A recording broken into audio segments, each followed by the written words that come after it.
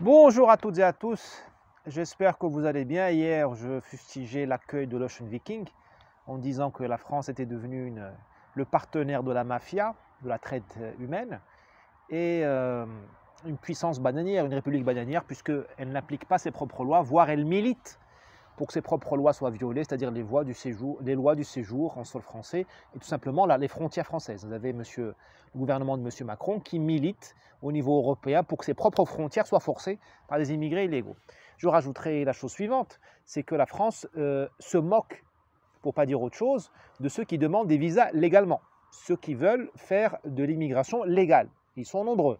Pas très loin de là où j'habite à Rabat, il y a un centre où le consulat de France à Rabat a sous-traité les demandes de visa.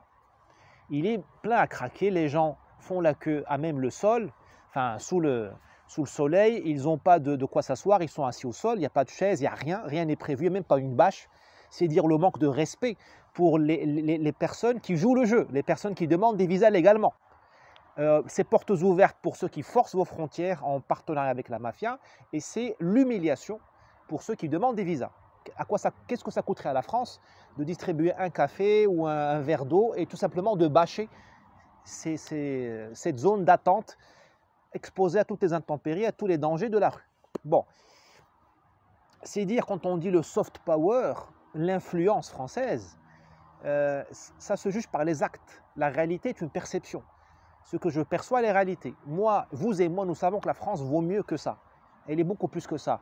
Mais pour le citoyen lambda, il voit la France, il voit le centre d'accueil des visas, où on se moque de lui, de sa dignité. Il voit à la télévision l'Ocean Viking qui apparaît, qui accoste dans le Var ou en Corse, sous les applaudissements de toute l'intelligentsia française, qui est parmi les plus bêtes du monde.